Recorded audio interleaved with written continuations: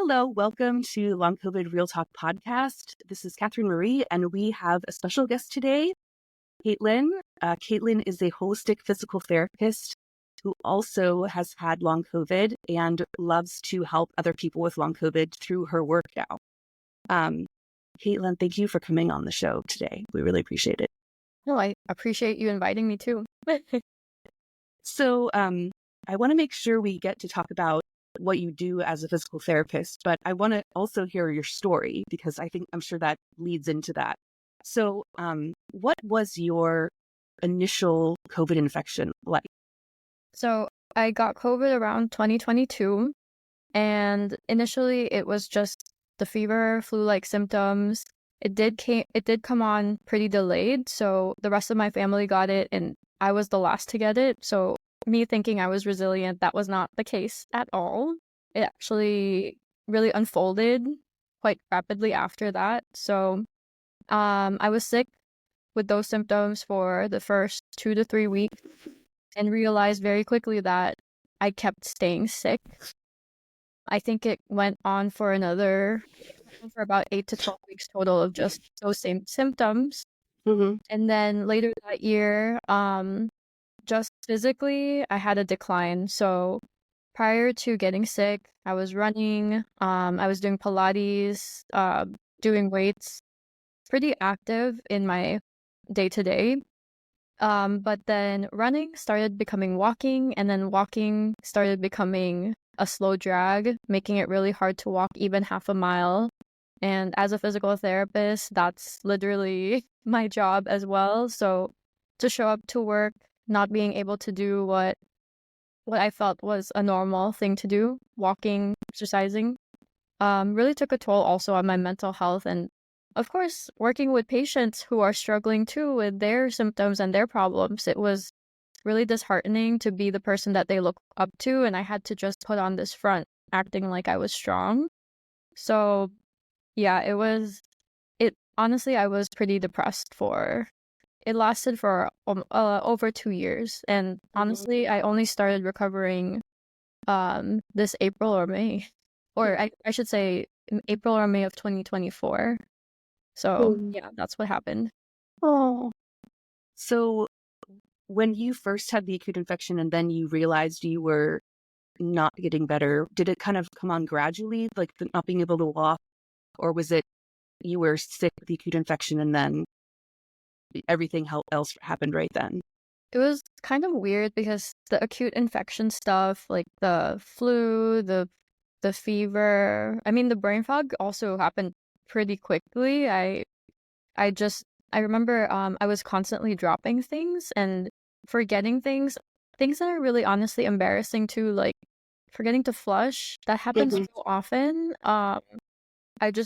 That happened probably in the first month and continued on for like a year or so. But the acute stuff happened, and I felt like there was maybe like a short period, 1 to 3 months of nothing really happening. Like I was somewhat back to normal, as if I was just recovering from the cold. But then after that short period, then not quite gradually, but also not quite rapidly, but it almost like hit me and I wasn't able to walk anymore. I started having night pain. I couldn't sleep because of it. I couldn't stay asleep because of it. My partner was constantly, I mean, I love him. He really tried to help me and would constantly massage me, but even that wouldn't help. So it was a mix of slow and fast at the same time. Yeah. I think that's a lot of people's experience, just having things changing and happening. Yeah. New symptoms and, symptoms fading away. So as a physical therapist, how did this affect your work? Like how did you make it through going to work for the 2 years that you had it? It's hard to answer that because it was really difficult. I was constantly calling off work and was worried that I would get in trouble because of it. Long story short, I eventually quit, and part of that reason, and that was not something that I disclosed to my former employer, but it was also partly the health issue. And honestly, it got better after I quit. And it was because I had time to actually take care of myself, whereas I didn't before. I really didn't prioritize my health during that time. But after taking that break, I actually went back to the Philippines for a little bit, which is my home country, and recovered there. So things started to pick up when I finally allowed myself to just focus on my health, sleep. Yeah. And I think I couldn't sleep at night because I was in this constant like headspace of I have to wake up early in the morning, I have to treat these patients, I have to put on this front, I have to walk to the bus stop or whatever. Um, but releasing all of that actually helped, and I was able to come back and serve my patients with more clarity. Having had that experience definitely helped me as a PT now because I understood so many things that my patients would only tell me about, but having the first-hand exposure to it, like I'll give Mhm. you an example. A lot of my patients with chronic illnesses or the long COVID symptoms or um, the chronic fatigue symptoms, they would tell me that they would be dismissed by their providers. And I saw 3 providers trying to get an answer. One of them told me that it was all in my head, misdiagnosed me with fibromyalgia, and then gave Mm. me antidepressants, which I did not take, by the way. I'm a holistic girly, so um, I also knew better, and I was pretty sure as a physical therapist that I was not having fibromyalgia. The reason why I even discovered I had long COVID and possibly it was chronic fatigue as well was through an energy coach that I just like came across. Someone referred me to her, like really was like, oh, this person does this, introduced us, really brief talk. And I told her my story and she was like, you definitely have long COVID and possibly chronic fatigue stuff Well, going on. And that was the first time I felt validated. And yeah. that's when I started to look up like what is this really, like what is going on? But yeah, I think the perspective change was the biggest thing that changed the way I work as a PT. I think that I really focus on people's stories now. Mhm. I really take the time to not just listen, but to really understand where they're coming from. Mhm. So I had another question. When, how were you able to quit your job and go to the Philippines? How did you make that happen? Because a lot of us have had to do that. I Yeah, did it and recklessly. I didn't have a backup plan. I just couldn't do it anymore. But you know, it was really a high risk thing for me to do, but there was also like a personal issue that was also kind of like pushing me to go back home for a little bit. Mhm. But half of that was also like my personal issues. But um I think at the end of it, it was a decision that had to be made, and it took courage to do that, to really like put myself forth because I was already established where I was working. I had a great group of patients. Um, and so to leave all of that behind and move, like pick up my stuff and move to a whole different country again, Yeah. for even just for a little bit, it definitely took a lot of talking to my partner, seeing whether he was supportive of it, and he really was, which I was super happy about. But when I did go there, um, I I mean, I actually didn't do any like medical treatment or anything. I just allowed myself to feel what I needed to feel, which was I was grieving a body that I didn't have anymore, a body that I felt like was failing me. And I allowed myself to just take it easy. So I would get really frustrated when I couldn't do a half-mile walk because for me, I was running. I was working out so consistently, and to even just walk to the store was really hard. So I had to push myself. So I really made myself walk every day, no matter how much distance I could only do. And sometimes that was literally maybe 200 steps. Mhm. But anything. And even though it was really hard and I was like really mad at myself, I still forced myself to do it. But also on some days where it was really tough, I didn't. I just stayed in bed and that was okay. So very intuitive. It's kind of like intuitive eating, but instead it's like Mhm. intuitive moving. I like that. So how long were you in the Philippines, and when did you come back, and how did you start what you're doing now? I think that was like April, and then I came back in the summer. So April, about 3 to 4 months I was in the Philippines. I came back right before the fall, and I was living in New York actually before the Philippines. Got to New York and decided to move to LA.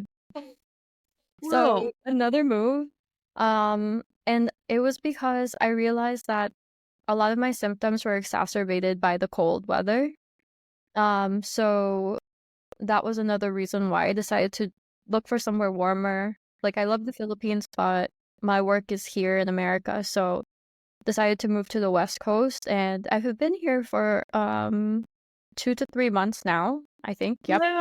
Um, and honestly, around this time in New York, I would be a mess. But I'm playing tennis now. I ran for the first time in, I don't know, 2 years or something, just a week ago. Um, and I'm feeling good. And hopeful. It Yeah, sounds like sure. your life is slowly coming back to you. Yes, yes, yes. So how did you end up setting up Studio Duyan? Mm. Um, well, quitting my job. Quit my job, and then after that, I just remember that the hardest thing about working for someone for me was asking for that sick leave. I would always, I mean, prior to even getting long COVID, I was dealing with chronic migraines, and those killed me.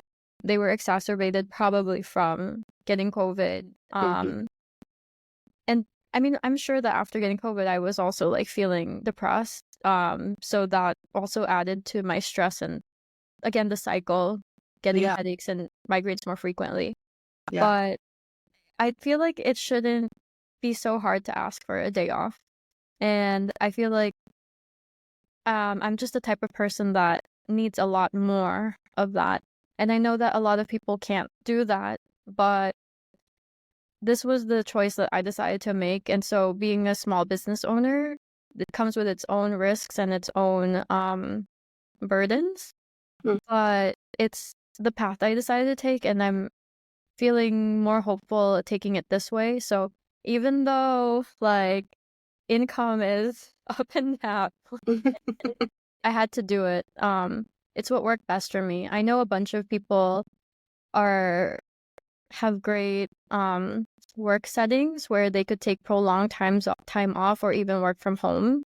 But that, as a physical therapist, I have to I have to be there to Yeah. person, to be there in front of a person. So I had to find a different way to still make myself a priority so that I could serve other people better. Because I wasn't, like, to be honest with you, at the peak of it, I was working with people, but I really wasn't able to give my best. So I It had to do it. sounds really, really brave. I didn't even realize that you had just moved from coast to coast. Where in New York were you living before? So it's a little town called White Plains, which is a suburb, a city suburb, about 40 something minutes away from the city by train. And then I was working in Greenwich, Connecticut. So yeah, that was a commute that required like me taking the bus because I'm a New Yorker through and through. I don't drive. And so here in California, it's like, oh, thank goodness it's a commuter or it's like a driving town so that like it I could just take an Uber. But yeah, that's where I was. But I've been happy. Like I just can't believe like today is 75 degrees and it's January. And Right. I'm feeling great and I plan to play tennis tonight. Awesome. Originally, I grew up in the Midwest, and I moved here before I got long COVID, but that's been something that I think to myself a lot, that I don't know what would have happened if I was there right now with the long COVID. That would be a lot more difficult, Oh I yeah. think. Yeah. So I'm just blown away by your story. I think it's amazing and so courageous that you you figured out what you needed and you did what you had to do to get what you needed and essentially set up your own recovery.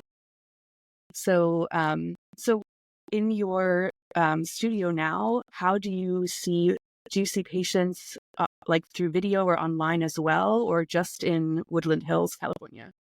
So yeah, I do see people in person, but I actually do see people online. I have a large, or I should say, a wide reach of people. So I have people even in the Philippines, like people I've met there while I was there, who I see now. So yes, I offer wellness, um, online. So that's more on movement and strategies.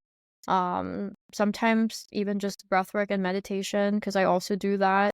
I also do Pilates online. And then for telehealth, I have licenses in New York, Connecticut, and California, so I could see them for virtual PT. Wow, that's Mhm. awesome. Wow, it's really cool. Okay, so the other thing I wanted to know is the tips and tricks. What tips and tricks have you learned through your recovery that you think would be really helpful for other people to hear? I think honestly to breathe. I know that's easier said than done, but there's a lot to it. Breathing, it can be taken like literally, like how to breathe, or figuratively, which is just to rest. But regardless of the situation, when something happens to you, your body changes, your mind changes, your life changes, and sometimes it's hard to accept change, especially if it's not something that you're used to or not something that you expected. So, for all patients that I see or for all people that I encounter, I really am an advocate of breath, taking those deep breaths daily, mindfully. Um, Intentionally setting time to take those deep breaths is just going to relax your nervous system, stimulate the vagus nerve, and that kind of gives you a fresh, like a clean slate.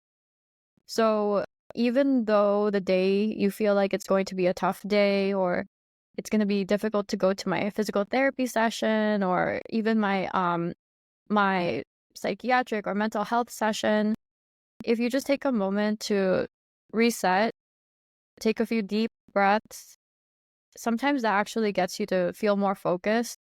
And I think with the brain fog especially, um, I had to kind of really hold myself accountable. So I would make, like, I actually have one now. Hold on, let me show you. I would make like a vision board on my phone. And Oh, back then, it would say a lot of breathe, pause, reset. Because with the brain fog, you don't really remember what you need to do. And so I hold myself accountable by having something to look at, which is my phone, and hmm having reminders there so that I can actually stop, process what I'm about to do, process what I'm feeling, hmm and then move on and be productive. Because with the brain fog and the fatigue and feeling sleepy and maybe even depressed, it's really hard to just pick yourself up. But if you hold yourself accountable by building small habits like that, it actually truly makes a difference. I don't think I would be where I am now if I didn't put in the effort in the beginning. Because there is only so much that other people, such as doctors or therapists, can help you with, but there's still a big part that's on us. It's hmm perspective on, or our outlook on how we want our life to be. So yeah, that was definitely something that helped me back then. It's awesome. I feel like you are very resilient. I feel like a lot of people with long COVID are resilient, but your story gives a lot of hope. Well, thank you. I mean, I needed that. I needed someone to be that for me back then, and turns out, despite the struggle, it was me. So, what else do you want to make sure that, what else do you want to make sure that everybody knows about your studio and what you offer people with long COVID? Hmm. I think the number one thing is, I mean, me coming here wasn't even really for my studio or for my, for my services or business. I just wanted people to know that long COVID is a real thing.